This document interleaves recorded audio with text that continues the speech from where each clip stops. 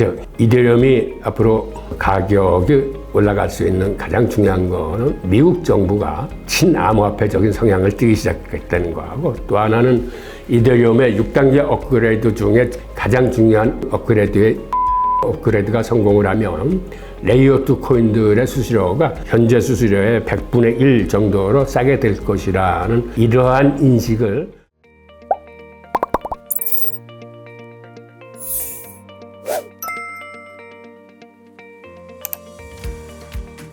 마찬가지로 부정거래라는 건 허위, 과장된 정보를 유포하는 행위를 포함합니다.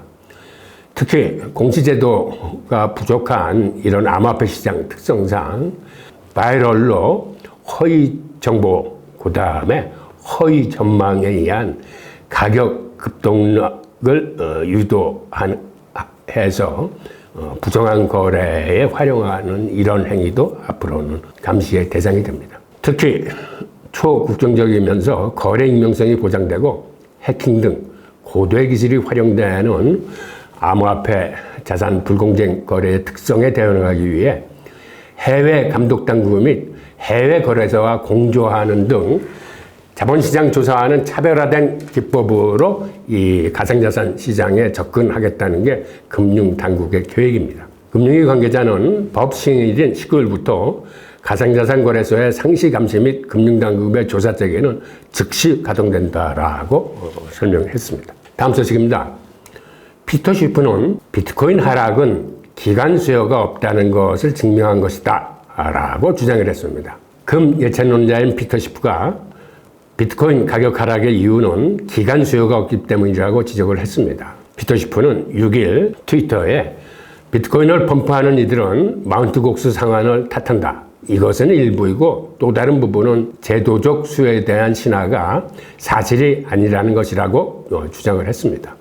기관 수요가 실제로 존재한다면 구매자는 마운트 곡스 비트코인을 시장 밖에서 구매할 기회에 뛰어들 것이라고 설명을 했습니다. 무슨 얘기냐면 기관의 입장에서는 이거를 장내에서 매입을 하는 게 아니라 장외 거래로서 마운트 곡스에서 나온 비트코인을 사들일 텐데 그러지 않는 걸로 봐서 기관 수요가 없다는 주장입니다. 그러면서 피터 쉬프는 비트코인에 대한 높은 기관 수요가 있었다면 시장에 영향을 미치지 않도록 그 자산을 확보했어야 한다면서 그렇지 않았기 때문에 비트코인이 중앙화 거래에서 매몰화됐다라고 주장을 했습니다. 피터 쉬프가 이런 주장을 했지만 제 의견은 조금 다릅니다. 제가 계속 말씀드리다시피 기관 투자자들은 특히 두 가지 경우를 조심하는데, 하나는 거시경제의 흐름에 맞서지 않습니다. 그래서 지금처럼 불투명한 불확실성이 많은 이러한 거시경제의 흐름상에서는 그들은 움직이지 않습니다.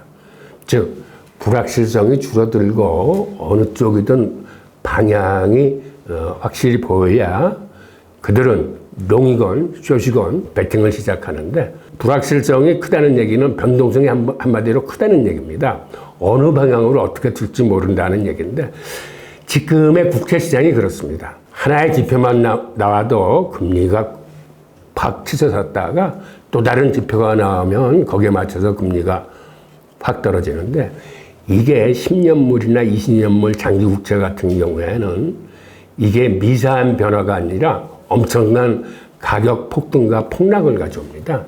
단기 국채에는 그렇게 큰 변화를 가져오지 않지만 10년, 20년물, 30년물 장기 국채 같은 경우는 0.23%의 이자 변동만 있어도 그것에 한 10배, 20배 가까운 채권 가격의 급등락이 나타나기 때문에 굉장히 변동성이 커지는데, 이런 변동성에 지금 휘말리고 있는 게 암호화폐 시장입니다. 그래서 지금은 기관 투자들이 전혀 움직이지 않기 때문에 시장의 흐름이 행보장 내지 하락장으로 흐르고 있지만, 오히려 개인들은 이러한 시기를 틈타서 바이 더 딥, 즉 저가 매수할 기회를 잡아서 특히 적립식 장기 투자인 경우에는 이때 동일한 금액으로 양을 늘려나가는 그런 전략을 꾸준히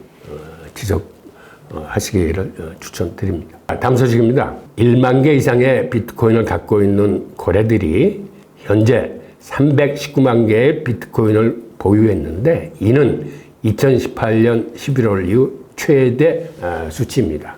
그리고 장이 나빴던 지난 6주간에도 그들은 21만 개의 비트코인을 사서 축적을 했습니다. 온체인 분석업체 산티먼트의 데이터에 따르면 이러한 대규모 지갑들은 현재 319만 개 이상의 코인을 보유하고 있는데 이는 2018년 11월 후에 처음으로 달성된 수치이고, 그리고 지난 6주간 시장이 이렇게 요동칠 때도 그들은 21만 2,450개의 비트코인을 추가로 축적했습니다.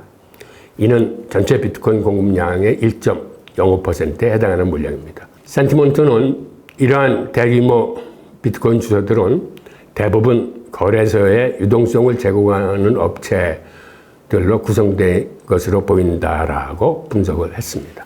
즉, 이러한 장이 안 좋은 장에서도 개인뿐만 아니라 이러한 대형 거래들은 지금 비트코인을 사서 챙겨두기 시작하고 있습니다. 다음 소식입니다.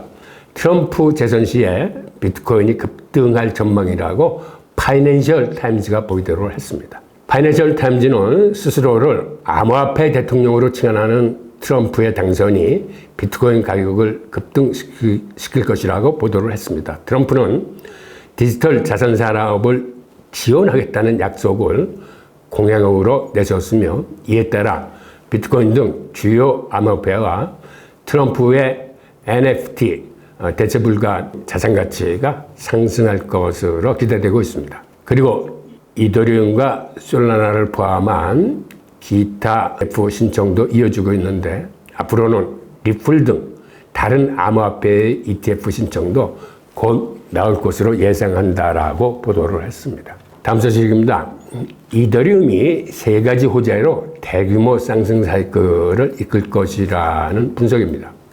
매트워크는 스콧 멜크와의 인터뷰에서 이더리움 현물 ETF가 승인 후 18개월 내에 150억 달러를 유치할 수 있을 것이라고 전망을 했습니다. 이더리움의 가치를 급상승시킬 2가지 추가적인 호재로 미국 정부의 암호화폐 수용 증가와 이더리움의 땡쿤 업그레이드를 꼽았습니다.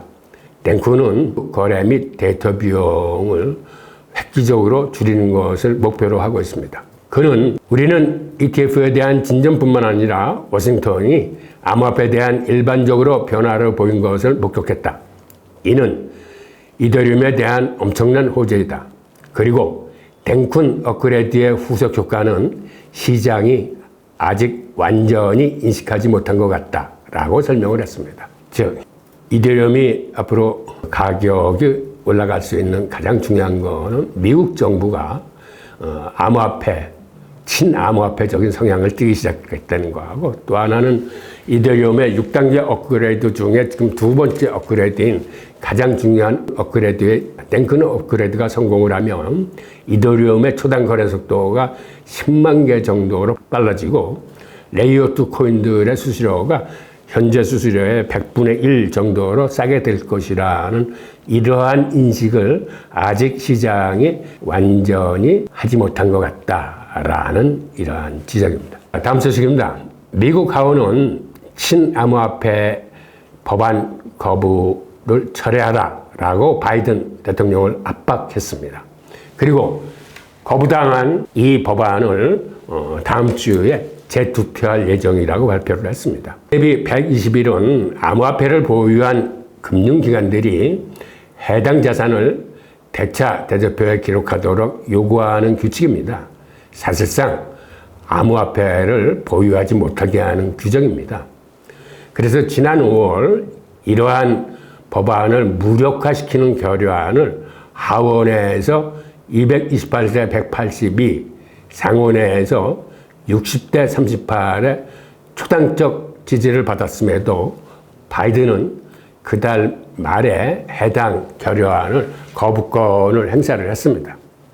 그래서 앞으로 재투표될 경우에는 상하 양원 모두 3분의 2 이상의 찬성을 얻어야만 해당 결의안이 다시 통과되는데 이거는 지금으로서는 이게 통과된다 안 된다라고 쉽게 예단하기는 힘들 것 같습니다. 하지만 미국 상하원의 분위기가 지금 이런 식으로 친암호화폐적으로 기울어서 이런 대통령이 거부한 법안마저 다시 재투표할 정도로 이제는 공화당은 물론이고 민주당에서도 많은 의원들이 친암호화폐로 선회를 하면서 분위기는 점점 더 친암호화폐 쪽으로 기울고 있는 것 같습니다. 자, 오늘의 뉴스는 여기까지입니다. 감사합니다.